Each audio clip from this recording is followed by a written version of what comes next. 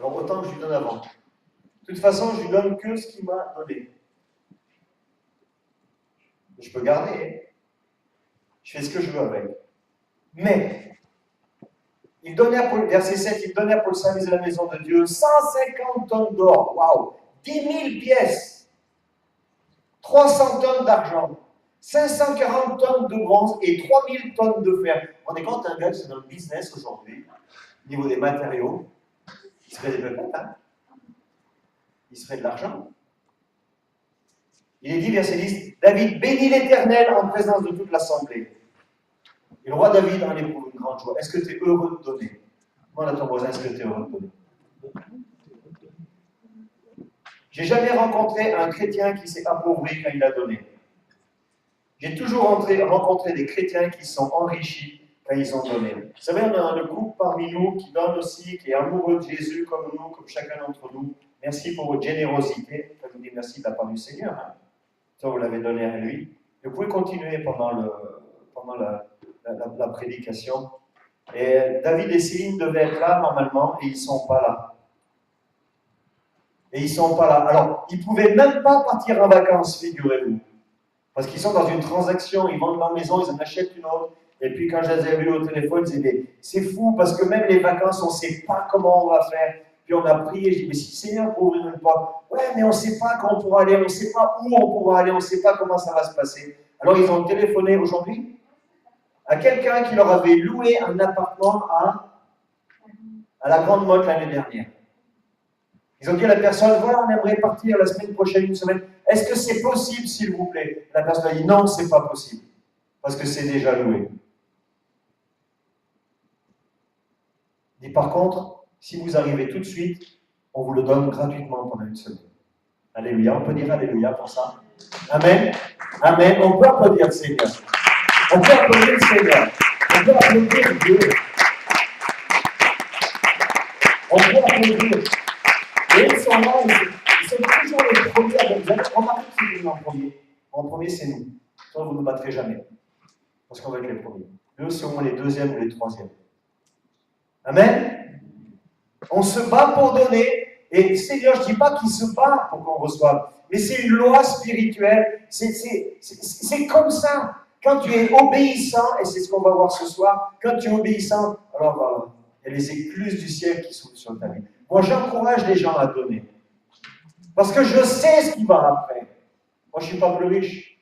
C'est vous et Dieu, c'est nous et Dieu. Jamais on est enrichi par ça. Alors, on a chanté tout à l'heure, Dieu de miracle, inébranlable, ton nom surpasse toute puissance. Et j'aimerais qu'on puisse écouter Sarah. Tu viendrais, Sarah? Ouais. Oh, elle est mignonne. Donc, encourager Sarah. Ouais, c'est bon. Bonsoir. Alors, c'était pas prévu du tout, mais depuis que je suis petite, à cause d'un mauvais coup dans le nez, je saigne fréquemment du nez. Quand je dis fréquemment, c'est peut-être une fois par jour, des fois deux, et c'est assez embarrassant parce que quand ça arrive en cours, ben, vous imaginez, vous sortir de classe, il y a tout le monde qui vous regarde, genre tout va pas bien, alors que je vais bien. Mais enfin bon, c'était assez abondant et trop souvent à mon goût. Et puis, il y a 2 semaines, j'ai saigné pour la deuxième fois dans la journée du nez et je râlais toute seule dans les toilettes publiques. Et il y a Marie-Claire qui est arrivée et qui m'a dit « Mais pourquoi tu ne vas pas voir Jean-Claude, tu lui demandes la prière ?» Je dis « Tiens, oui, c'est vrai, c'est une bonne idée. » Et du coup, je suis allée voir Jean-Claude et je lui ai demandé la prière. Mais ce n'était pas la première fois qu'on priait et je n'étais pas très convaincue, mais j'en avais tellement envie, ça s'arrête. Et du coup, avec Jean-Claude, on a prié. Et je me suis rendu compte, seulement dans la semaine, là, que ça faisait 2 semaines que je n'avais pas saigné du nez. Et voilà, je dis gloire à Dieu. Amen.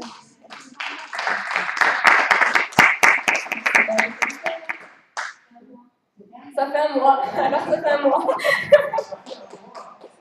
Voilà. Amen. Super. Merci beaucoup. Amen. C'est fantastique, hein, saigner plusieurs fois par jour. Et puis, alors je vais tout vous dire, c'était le mariage de Valo et Guillaume. Ils sont là. Hein. Ouais. Et en plein mariage, alors moi j'avais un verre de vin rouge.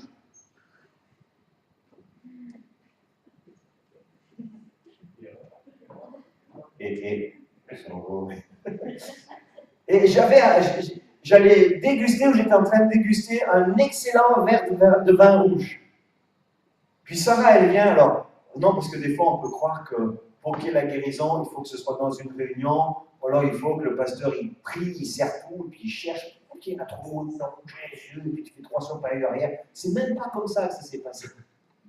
C'est en toute simplicité, allez, viens ça, on va prier. C'est pas comme ça que ça s'est passé, en toute simplicité. Et ça fait 1 mois qu'elle ne saigne plus du nez. Moi, j'aime ce genre de choses. Puis le photographe, tu te souviens, le photographe, il était là. Puis Nat, lui, il fait de la pub en plus. Le gars, il vient, puis il dit, papa, enfin Nat, il vient, il dit, papa, pourquoi tu ne veux pas prier pour le bassiste? Je dis, qu'est-ce qu'il a? Il a mal aux dents. Tu sais, dans ma tête, il a qu'à aller chez le dentiste. Mais quand tu le vois, le gars, mais il avait mal, il souffrait. Et puis là, c'était juste avant de se mettre à table, sans être concentré, dis donc. On peut lire sans être concentré. Je vais vous dire pourquoi. On lit ensemble sans être concentré. Simplement, écoute Seigneur Jésus, maintenant je maudis ce mal dedans, puis tu guéris au nom de Jésus, amen. Et lui, il était comme ça. Il a fermé les yeux quand même, c'est un chrétien, il est spirituel. Peut-être qu'il était concentré pour moi. Et puis là, il ouvre les yeux et fait, punaise, ça marche. Et pendant un mariage, vous savez pourquoi? Parce que quand tu es obéissant, tu exauces. Et être obéissant, c'est simplement oser prier, parce qu'il dit imposez les mains aux malades et les malades seront guéris. Imposez les mains aux malades et les malades seront guéris. Amen. Ouais, alors moi j'aime ça. J'aime ça. Alors on a vu beaucoup, on a beaucoup vu, je ne sais pas comment on dit ensemble, dans ces derniers week-ends. Donc ça va être un message dans la même continuité. On a parlé de la soumission aux autorités. D'abord Marie, vous avez expliqué ce que c'était l'autorité, comment on faisait pour être soumis à l'autorité, avec beaucoup d'humour, beaucoup de réalisme aussi. J'ai beaucoup aimé parce que je la connais un peu et je connais sa vie quand même. Et c'était très intéressant de voir comment elle partageait à la fois son expérience et ce que la parole de Dieu disait. J'étais très encouragé de réécouter ce message. Et puis on a parlé aussi plusieurs, comme Marie-Claire, comme aussi Alex et aussi Philippe, on parlait de l'obéissance, de la foi, de la désobéissance, la démonstration de la foi, la puissance dans la foi. Et moi, ce que j'aimerais parler aujourd'hui, partager rapidement certainement, c'est sur le thème de l'obéissance et de la désobéissance aux autorités et les conséquences, les avantages et les conséquences de ces choix aussi. Alors, simplement, c'est afin qu'on puisse avoir des outils, non pas pour juger les autres ou penser à quelqu'un et dire la personne est malade, elle a désobéi. Non, non, non, non. Parce qu'au stade où nous en sommes, d'abord, je salue les parents de Timothée qui sont là. Les parents de Tim, moi je l'appelle pas Timothée, je l'appelle Tim, bienvenue. Hein. Très content de vous voir. Et donc, au point où nous en sommes dans cette suite de 4 ou 5 messages, il y a une chose que l'on sait et qu'il est bon de graver au fond de notre cœur, c'est que Dieu n'est pas l'auteur des maladies et il n'est pas l'auteur des difficultés qu'on peut rencontrer. Amen. Jamais il est l'auteur des maladies. Jamais il est l'auteur des difficultés. Mais il peut permettre certaines difficultés. Et on va voir comment. Pour voir notre foi ou notre façon de réagir.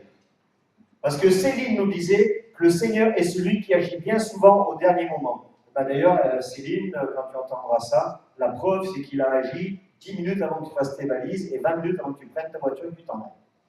Aujourd'hui, pour les vacances. Amen. 20 minutes avant, il pensait qu'elle n'allait pas avoir de vacances. 20 minutes après, tu es dans la voiture. C'est pas beau, ça, quand même? Donc, elle l'a prêché et ça s'est passé pour elle. Hein? Mais le Seigneur respecte toujours nos choix. On peut dire ensemble, le Seigneur respecte toujours nos choix. Ça veut dire qu'il respecte tellement mes choix que si je désobéis volontairement, il retire sa protection. Si je désobéis volontairement, il ne va pas venir te supplier à genoux devant toi. Écoute, reviens.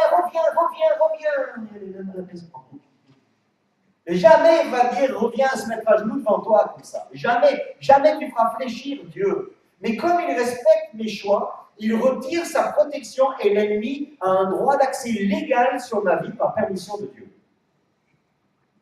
Quand je désobéis volontairement, il m'aime tellement qu'il me laisse désobéir. Bien sûr qu'il parle dans ma conscience, il parle à mes pensées. le Saint-Esprit parle à mon esprit. Mais quand je décide volontairement, il respecte les choix, comme il retire sa protection, parce qu'il n'est que sur le terrain de la bénédiction, parce que Dieu bénit, n'est-ce pas? Il retire alors sa protection, et de ce fait-là, l'ennemi a comme un droit légal, un accès légal sur ma vie, par permission de Dieu. On ne va pas refaire toute l'histoire de différents hommes de Dieu. Hein. Mais ça veut dire, comme le disait Marie-Claire tout à l'heure, elle l'a lu dans la pensée du jour, par moment nous sommes à l'origine du problème. On le dit ensemble? Par moment je suis à l'origine du problème. Et j'ai beau chercher le diable, qu'est-ce que j'ai fait? Ah, bien souvent on ne cherche même pas, quand on est très spirituel, il y en a qui sont tellement spirituels, ils ne cherchent même pas ce qu'ils ont fait, ils cherchent qu'est-ce que le diable a fait. Et regarde d'abord si tu es en accord avec la pensée. Alléluia. Et c'est un encouragement pour nous pour aller plus loin. Et c'est un encouragement pour vivre cette bénédiction, cette plénitude en Christ que nous voyons ce texte-là. Et j'ose dire, à obéissance radicale, bénédiction radicale. On le dit ensemble, obéissance radicale, bénédiction radicale. Là où nous sommes testés, nous en avons parlé, c'est l'argent, c'est la Bible. Tu donnes ta dîme, tu donnes aux offrandes, tu es béni radicalement. Tu ne donnes pas, tu n'es pas béni. À désobéissance radicale, fléau radical. Malgré toi, fléau radical. Alors j'ai lu un texte cette semaine qui est étonnant. Et on va en tirer juste une conclusion, juste une expérience pour nous. Hein? C'est Nombre 25, versets 1 à 13. Pardon René, j'ai oublié de te donner les textes avant. Je suis vraiment désobéissant. Tu peux le mettre, mets-le, sinon on prend notre Bible et puis on va suivre ensemble. Dans Nombre 25, versets 1 à 13, on voit qu'il y a l'idolâtrie dans les plaines de Moab. Et il y a un homme qui s'appelle Phiné qui va obéir radicalement. Et le fléau que Dieu avait permis sur son peuple, ce fléau-là va s'arrêter de façon radicale. Nombre 25. Israël était installé à Sittim. Le peuple commença alors à se livrer à la débauche avec les femmes moabites. Elles invitèrent le peuple au sacrifice en l'honneur de leur Dieu, et le peuple mangea et se prosterna devant leur Dieu. Israël s'attacha au Dieu Baal-Péor, et la colère de l'Éternel s'enflamma contre Israël. L'Éternel dit à Moïse, rassemble tous les chefs du peuple et fais pendre les coupables devant l'Éternel en face du soleil, afin que la colère ardente de l'Éternel se détourne d'Israël.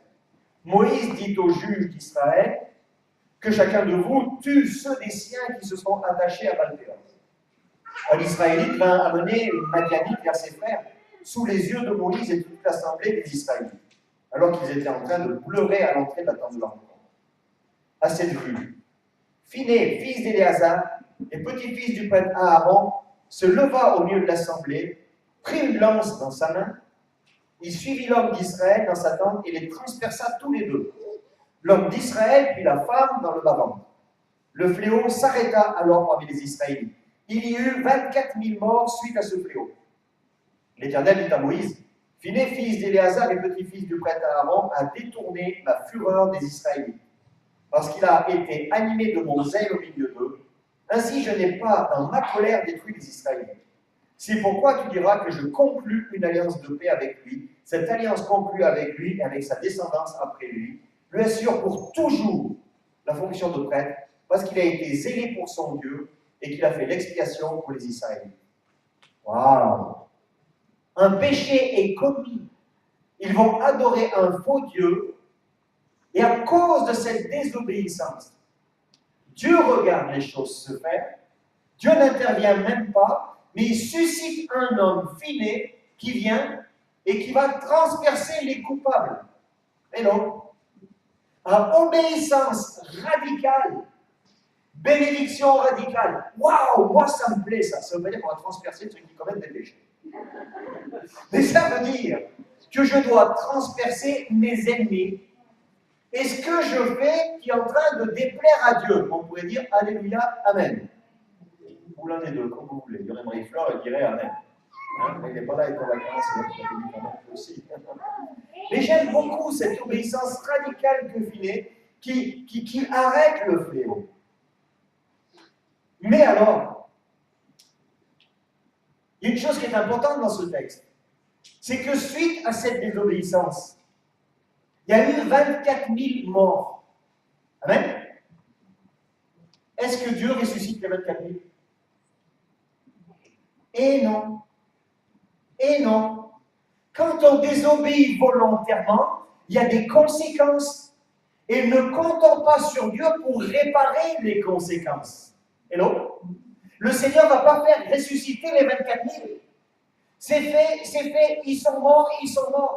Mais celui par qui la délivrance arrive, alors la bénédiction de Dieu va être sur lui pour tout le temps. Alléluia. Et ça me plaît. Obéissance radicale, bénédiction radicale. Waouh!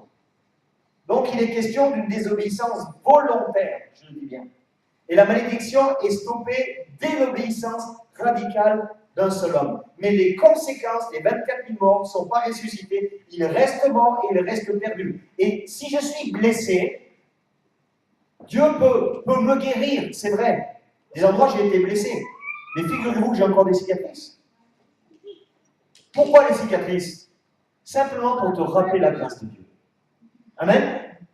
Et à partir du moment où tu obéis de façon radicale, Dieu t'aime tellement qu'il veut te bénir de façon radicale. Parce que Dieu est Dieu. Et parce qu'il t'aime. Et parce qu'il a des projets pour toi. Alors il te ramène dans ses voies. Mais là, il est question d'obéissance.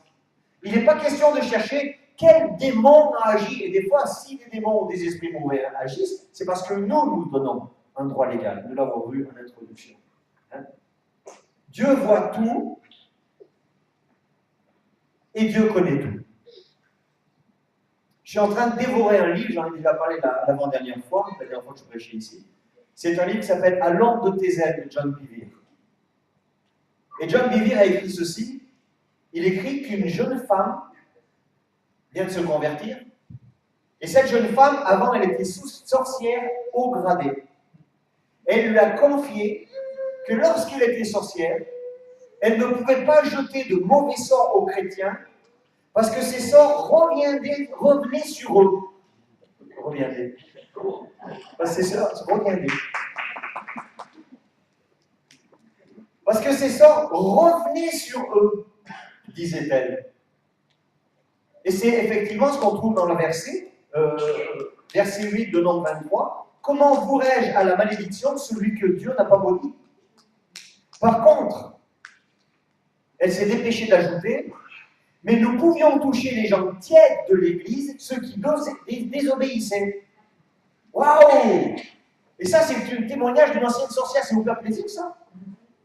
Mais moi, vous comprenez pourquoi nous sommes encouragés à obéir? C'est pas quand tu donnes pour recevoir plus, c'est pas pour obéir, pour avoir une médaille supplémentaire. Tu deviens comme intouchable. Alléluia. Et au lieu qu'il y en ait d'autres qui prient pour toi pour savoir pourquoi tu ne vas pas bien, si tu priais toi-même, pourquoi? Pour savoir où tu as désobéi. De toute façon, quand c'est question d'une désobéissance volontaire, moi, chaque fois que j'ai désobéi volontairement, je le savais. Pas vous? Non? Hein? On était repris dans la façon de donner la dîme, les offrandes, dans la façon de déclarer même certaines choses aux impôts. La façon même de parler du gouvernement, figurez-vous. Le Seigneur m'a dit qu'il fallait que je bénisse le gouvernement, donc je travaille à ça et je le fais. Miracle, hein, chez lui. Hein. Amen? Mais je veux obéir. Je ne veux pas désobéir. Donc cette sorcière, je le répète, elle a ajouté, et vous lisez ce livre À l'ombre de tes ailes de John Bevere, John Bevere. J'ai trop travaillé aujourd'hui. John Bevere. Mais nous pouvions toucher les gens tièdes de l'Église, les désobéissants. Alors moi, j'arrête de combattre spirituellement contre les sorciers et les sorcières, mais je m'attache à obéir à l'Éternel. Je m'attache à penser comme lui. Je m'attache à vouloir vivre comme lui veut. Je veux donner ce qu'il veut que je donne quand c'est mon temps, quand c'est ma passion. On l'a chanté. Plus de passion, renouvelle-nous encore. Quelle belle liste de chants vous avez fait. Hein? Dans Galates 3, l'auteur de l'épître aux Galates, c'est Paul, hein, il a engendré des églises Et ces églises-là, à un certain moment, vont accepter d'autres enseignements. Et dans Galates 3, au verset 1er, que va dire l'apôtre Paul? Il va dire, qui vous a fasciné? Et le mot traduit par fasciné, le mot original, l'origine, le mot premier, c'est qui vous a ensorcelé. Hello.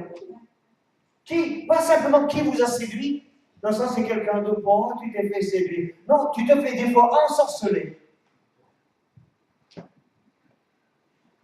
Qui vous a fasciné? Fasciné.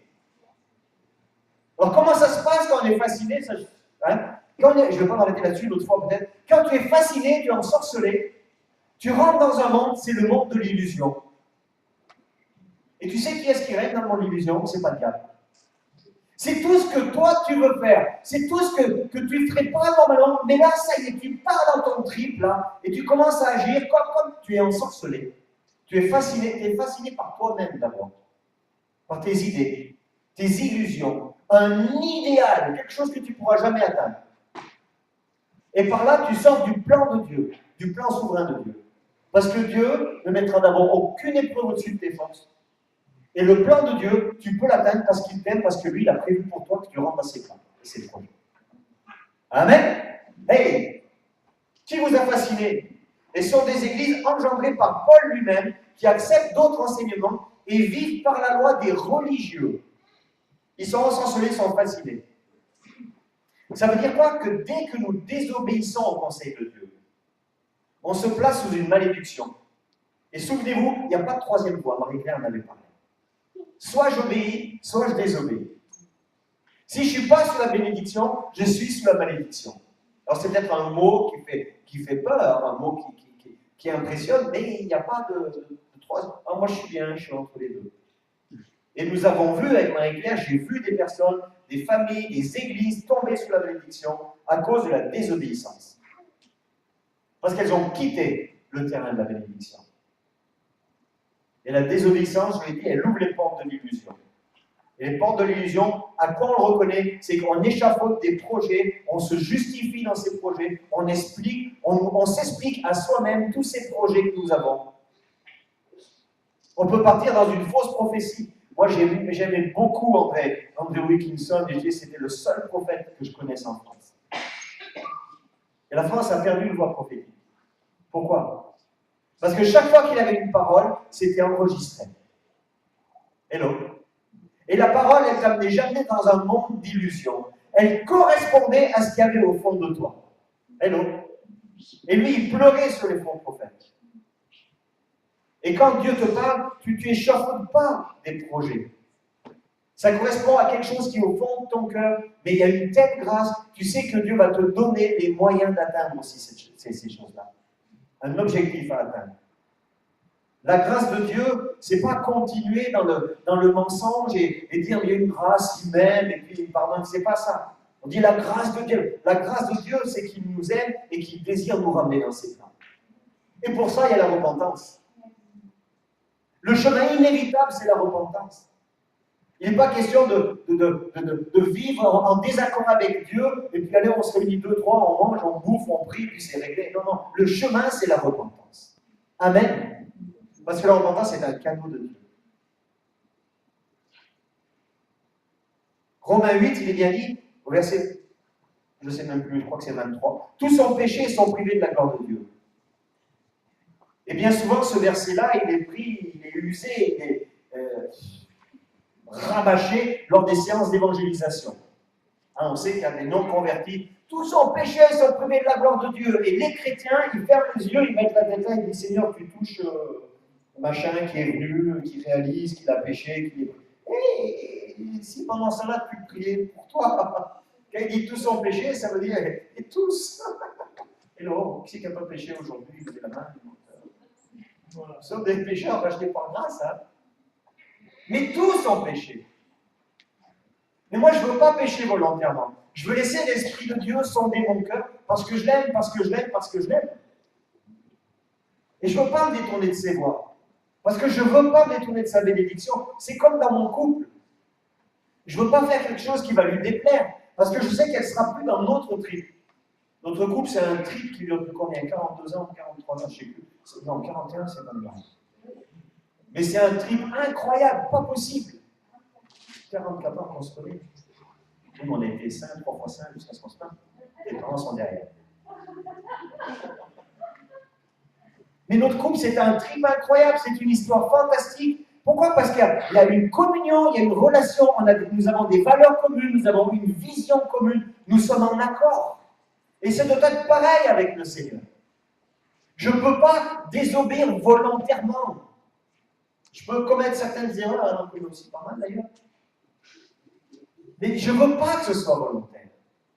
Je ne veux pas. Ça voudrait dire, ceux qui sont mariés, ça veut dire quoi? On est marié, puis je vais volontairement lui faire du mal. Je sais que lui faire du mal. Alors c'est pareil avec le Seigneur.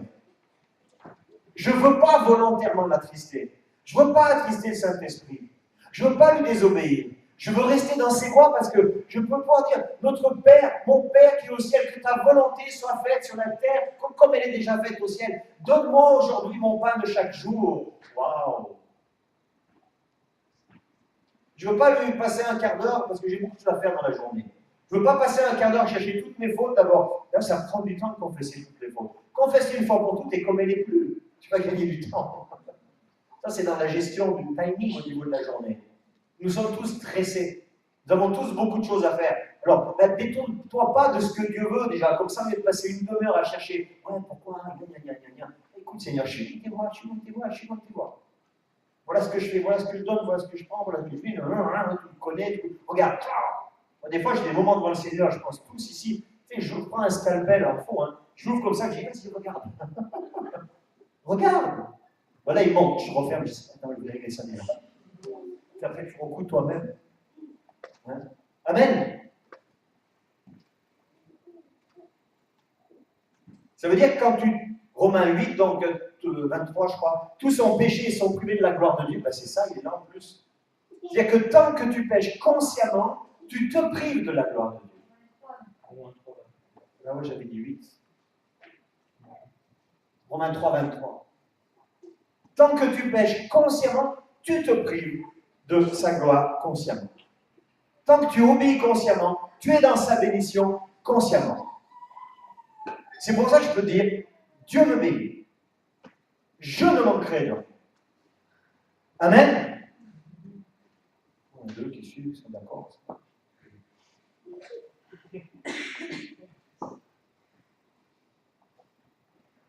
L'apôtre Paul, il avait ce souci permanent d'obéir et de ne pas chercher à expliquer et à bien parler.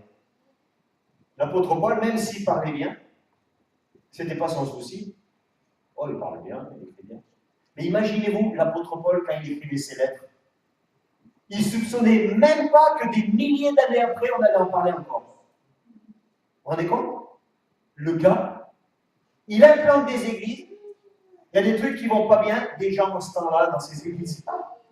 Imaginez-vous avec le tout. Donc ça n'allait pas bien. Il a écrit aux églises une lettre, une missive, des conseils pour les ramener dans les voies de Dieu. Ça, c'était son job. Ça, c'était son fardeau. C'est simplement ça qu'il voulait, l'apôtre Paul. Mais il n'a pas, ah ouais, c'est à quel temps, c'est au présent, là j'en prends le mauvais mot, là je vais mettre une virgule, là je mets un point virgule, j'ai oublié la majuscule, parce que plus tard, dans quelques milliers d'années, ils vont lire mes lettres, alors autant je ne fais pas de pâté, ça va être beau. C'était pas comme ça. Son souci, et il le dit dans 1 Corinthiens 1, verset 17, c'est pas pour baptiser que Christ m'a envoyé, c'est pour annoncer l'évangile, et cela sans la sagesse du langage, afin que la croix de Christ ne soit pas rendue vaine. Waouh! Sans la sagesse du langage, il était là juste pour annoncer l'évangile. Il était là pour être en accord avec les commandements de Dieu. Il voulait vivre la parole de Dieu. Il voulait obéir naturellement parce qu'il savait que s'il obéissait naturellement, ceux qu'il allait engendrer allaient obéir naturellement. C'est pas une bonne nouvelle? Regardez les religieux. Parce qu'ils sont religieux, ils en forment des religieux.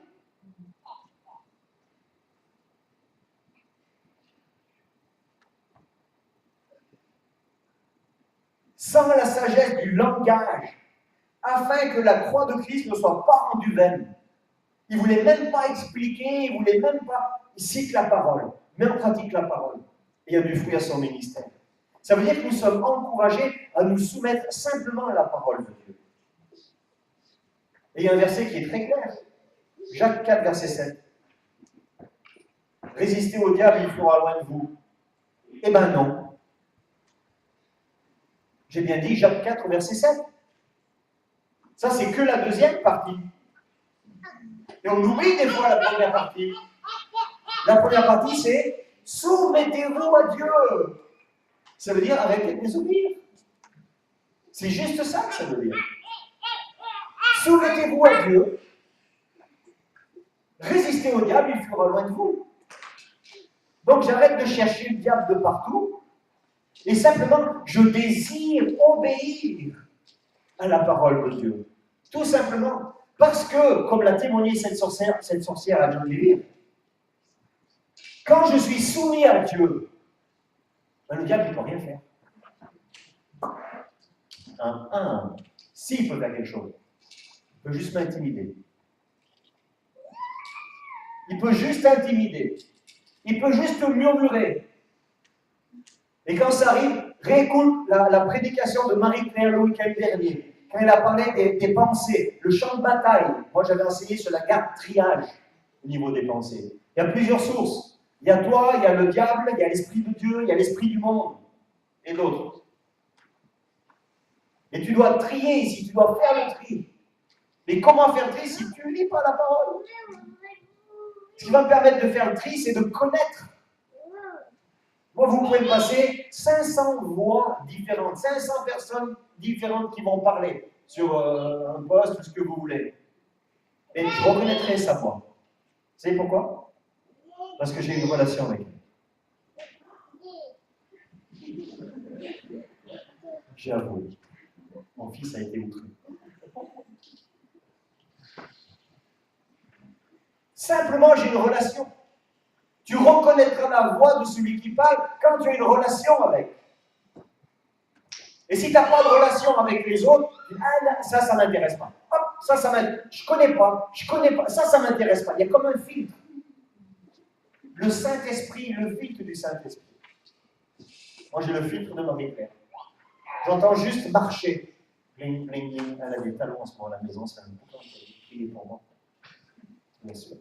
Mais j'entends son cri, je sais même le pas.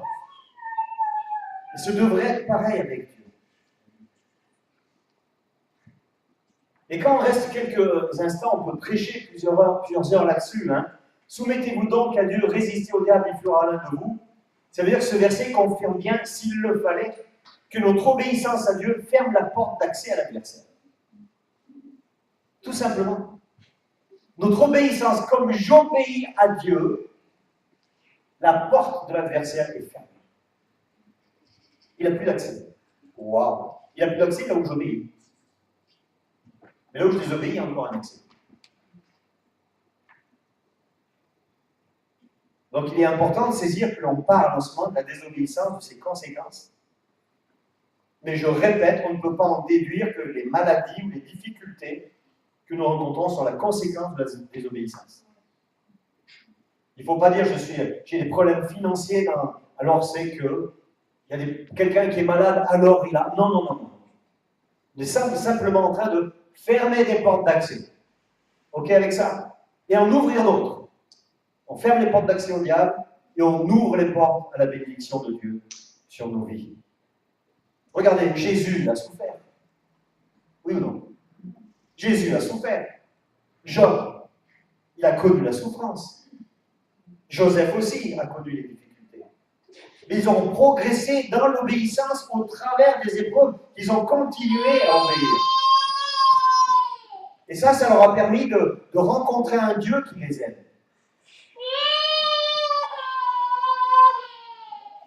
Et ils ont rencontré un Dieu qui a pris soin d'eux. Et ça nous enseigne. Ça nous enseigne. Donc ne jugions pas ceux qui vivent une épreuve en leur cherchant une faute ou un péché caché. Ça, c'est le gros problème des spirituels. Quelqu'un est malade, on cherche pourquoi. Laisse Dieu prie que Dieu lui parle. Et s'il plaît à Dieu, et la personne saura. Une difficulté financière. Laisse Dieu lui parle. Amen. Cherche pas pour lui. Pourquoi cherche pas pour lui? Parce qu'il faut que ce soit le fruit d'une révélation pour la personne, pour qu'elle soit guérie ou qu'elle soit délivrée. Si c'est toi qui lui dis, ce n'est pas une révélation. Dieu veut lui révéler. C'est lui qui va enlever le voile. Vous savez où on a été le plus béni avec Marie-Claire? C'est là où Dieu nous a révélé les choses. Quand on nous a dit, bien souvent, on a discuté. Vous n'êtes pas comme ça, vous? Hein? Alléluia. Mais Dieu parle dans des prédications, dans la lecture, dans des livres, par son esprit, dans les temps de prière, dans les temps de jeûne aussi. 1 Pierre 2, verset 11 et 16. Bien-aimés, je vous encourage en tant que résidents temporaires et étrangers sur la terre à vous abstenir des désirs de votre nature propre qui font la guerre à l'âme. Ayez une bonne conduite au milieu des non-croyants, afin que là même où ils vous calomnient comme si vous faisiez le mal, ils remarquent votre belle manière d'agir et rendent gloire à Dieu le jour où il interviendra. Simplement, notre façon de nous comporter, notre façon d'agir, c'est la meilleure, c'est la plus belle des évangélisations. Waouh! Moi, je suis content, j'ai eu mon frère pendant 3-4 jours à la maison. Là. C'était super, c'était fantastique. Il nous regardait vivre. Ah, moi, j'aime ça. Hein? La bonne conduite dont parle Pierre, c'est l'obéissance à la parole de Dieu. Simplement l'obéissance à la parole de Dieu. La bonne conduite, c'est pas ne pas mentir, c'est pas ne pas voler, c'est pas dire bonjour monsieur, bonjour madame, ou vous voyez quelqu'un, c'est pas ça, non, non, non, non. Tu peux voyer quelqu'un et le critiquer par derrière. Tu peux dire bonjour monsieur, bonjour madame et le critiquer par derrière. Hein? Et la guerre dont il est question, ce verset est très clair. C'est la guerre contre le désir d'obéir à mes pensées ou d'obéir à ce que Dieu me demande dans sa parole. Voilà la guerre dont il est question. Encore entre l'obéissance et la désobéissance. Il est bien question de s'abstenir de mes propres désirs. Alors pourquoi obéir au Seigneur? Bien sûr, on a bientôt fini. D'abord parce que nous rendrons compte de toutes nos actions. Ça, c'est pas rien. Nous rendrons compte de toutes nos actions. Waouh! Alors je vais faire attention à ce que je dis. Je ne veux pas chercher des combats spirituels où il n'y en a pas. D'abord, on va s'épuiser, on va être fatigué, on va épuiser les autres, on va être fatigant, on se retrouvera seul. 2 Corinthiens 5, versets 9 et 10. C'est pour cela que nous efforçons de lui être agréables, soit que nous vivions dans ce corps, soit que nous le quittions. En effet, il nous faudra tous comparaître devant le tribunal de Christ, afin que chacun reçoive le salaire de ce qu'il aura fait, bien ou mal, alors qu'il était dans son corps. Voilà. Nous allons rendre compte. Il est dit quoi ici? Il est dit que quand j'obéis, je suis efficace pour Dieu. C'est-à-dire quand je désobéis, je suis destructeur pour Dieu. Parce qu'il veut se servir de toi, il veut se servir de moi. C'est pas formidable quand même ça. Et pas que le dimanche matin ou que le samedi soir. Même le lundi au travail, même le mardi en vacances, même le mercredi sur la plage, même le jeudi quand tu fais tes courses. Il veut se servir de toi. C'est pour ça que je veux lui obéir. Alors je serai efficace. Et je lui dis, si je désobéis, je suis destructeur pour Dieu. Mais je reste efficace pour l'adversaire. De toute façon, tu es toujours efficace. Soit pour Dieu quand tu lui obéis, soit pour l'adversaire quand tu obéis l'adversaire, tu désobéis à Dieu. C'est-à-dire que mon destin est devant moi. En obéissant, je l'accomplis. La seule façon d'entrer dans les promesses de Dieu, la seule façon d'accomplir son destin, sa destinée, c'est-à-dire ce pourquoi je suis fait, c'est de vivre la parole de Dieu. D'obéir à la parole de Dieu. De ne pas résister, au contraire. Et on le voit même pour Noé, Joseph, David. C'est vrai qu'ils ont eu un parcours difficile, il y a eu leur heure de gloire, leur heure de récolte. Amen. Avec tout un parcours difficile. J'aime le dire, Joseph, c'était le premier pote à moi dans la Bible. Quand je lisais la Bible, je disais, ouais, Joseph, Joseph. Wow. Ce qui me plaisait, c'était surtout la fin. En 30 ans de conversion, 33 ans, j'ai appris des moments au fond du puits. Tu sais, pour remonter, tu as juste les marques, les griffes, là, la trahison, tout ça. Mais quelle grâce de lire ces hommes incroyables, Noé, Joseph, David, il y en a plein d'autres. Avec des parcours difficiles, ils ont tous eu leur heure de gloire, leur période de gloire. Ça veut dire quoi? Ça veut dire que décider d'obéir, c'est un choix obligatoire pour faire au Seigneur. Je ne peux pas choisir de dire je vais être chrétien, je vais aller au... C'est pas ça, c'est pas aller au culte. C'est pas ça. Vivre comme Christ, c'est lui obéir. Moi, je suis le mari de mon épouse parce que je décide. Je ne veux pas dire de lui obéir, mais dans le sens de faire ce qu'elle aime que je fasse. Comprenez ce que je veux dire? Elle, je pense que c'est pareil, oui ou non? C'est une garantie de longévité dans le couple et de vie avec le Seigneur. Et c'est une garantie de porter du fruit aussi. Là, je termine, 2 versets. Donc, décider d'obéir, c'est un choix obligatoire pour plaire au Seigneur. 2 Corinthiens 10, verset 5. Nous renversons, voilà comment faire. Nous renversons les raisonnements et tout obstacle qui s'élève avec orgueil contre la connaissance de Dieu. Et nous faisons toute pensée prisonnière pour qu'elle obéisse à Christ. J'aime cette traduction. Nous renversons les raisonnements. Ça, c'est à moi, renverser les raisonnements. C'est ce que j'ai dans ma boîte à poules, là. Et je n'ai pas dit que j'avais des poules. Et tout obstacle qui s'élève avec orgueil contre la connaissance de Dieu. Tout ce qui s'élève contre la connaissance de Dieu, c'est un obstacle orgueilleux. Il y a de l'orgueil.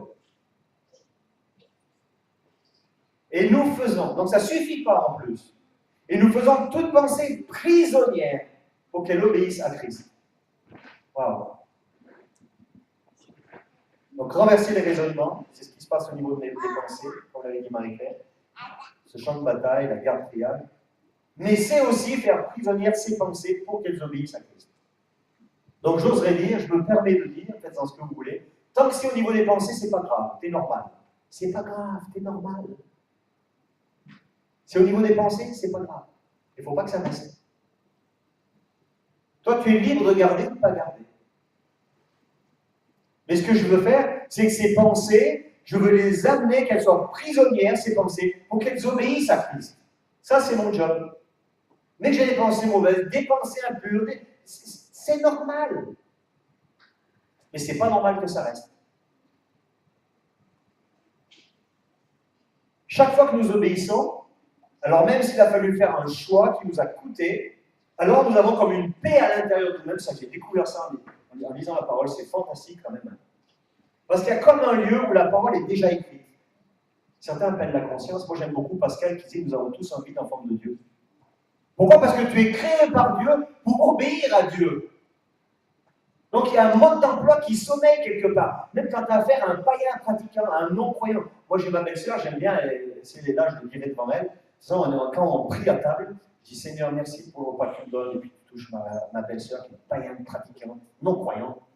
Mais je dis ça avec beaucoup d'amour, parce qu'on joue de ça. Et vous savez pourquoi je lui dis ça? Parce que dans l'intimité, je la prends comme ça, je dis allez, viens ma chérie, je l'appelle ma chérie. Je dis allez, viens. Puis je lui parle de Dieu, puis elle me dit mais c'est pour moi c'est difficile. Je dis allez, viens, on va prier. Puis je prie pour elle, là, elle a des larmes qui coulent. Alléluia. Alors quand je dis ça, à table, même mon frère rigole, ma belle-sœur rigole, lui aussi rigole. En fait, alors ne le faites pas pour régler les comptes avec les gens. Je fais ça avec beaucoup d'amour et elle le sait et on rigole. Ok, ça va? Et c'est la seule personne au monde avec qui je fais ça. Hein? Pourquoi je dis ça? Oui, parce que je sais qu'au fond d'elle, il y a ce vide qui commence à se remplir.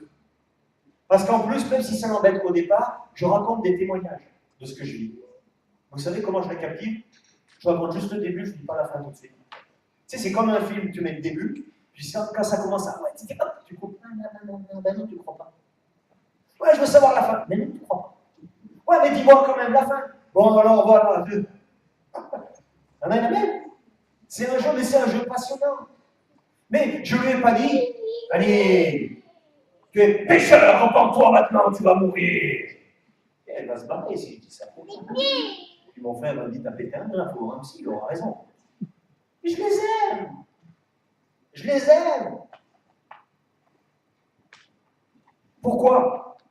Parce que dans Jérémie 31, verset 33, il est dit « Voici l'alliance que je ferai avec la maison d'Israël. Après ces jours-là, dit l'Éternel, je mettrai ma loi au-dedans d'eux. Je l'écrirai dans leur cœur, je serai leur Dieu, ils seront mon peuple. » Et j'ose croire que nous avons tous un dépôt. Nous avons pour certains un vide, mais nous avons déjà un dépôt où nous avons reçu la parole de Dieu et nous allons encore la recevoir. Amen. La loi de Dieu, alors certains diront c'est destiné aux Juifs. Oui, d'accord. Et moi, je prends ce verset et je dis, chaque fois que je lis la parole, elle me bénit et elle correspond à quelque chose qui est au fond de moi. C'est pas pareil pour vous? Franchement. Bon, c'est sûr qu'on lit toutes les guerres dans l'Ancien Testament, pas forcément. Mais quand on saisit le cœur de Dieu, waouh!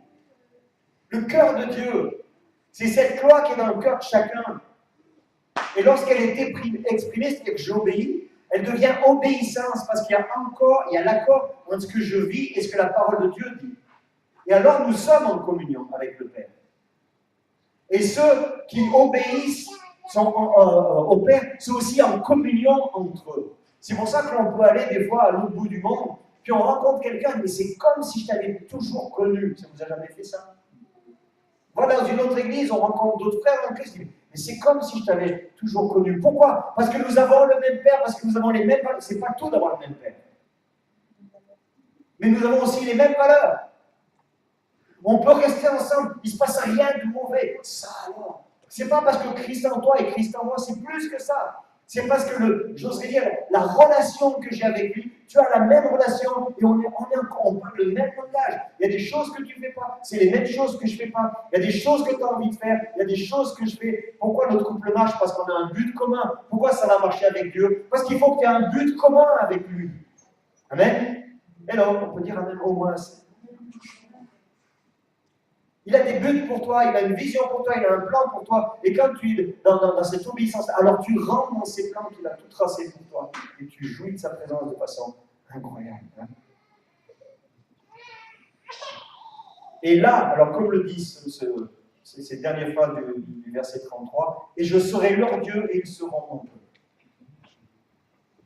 Et être le peuple de Dieu, ce n'est pas simplement adhérer à une église, c'est pas simplement, mais c'est arriver à un degré d'intimité, à une relation d'intimité. Je sais qu'il est mon Dieu. Je sais qu'il est mon Dieu. On partageait avec Christian tout à l'heure, ils sont allés au musée du désert, hein, c'était fantastique quand même. Hein. Ils sont allés faire un tour au musée du désert. Ils disaient, mais comme c'est émouvant, comme on se rend compte, les gens qui ont donné leur vie pour Christ, qui ont juré quand même. Et là, quand on est dans cet endroit, le musée du désert, il y a la présence de Dieu très forte parce que les gens sont allés jusqu'au bout. Être en communion avec le Seigneur, c'est décider de lui obéir et de lui obéir jusqu'au bout, coûte que coûte. Amen. J'aimerais juste prier. La suite, un autre moment. Est-ce qu'on peut se lever ici?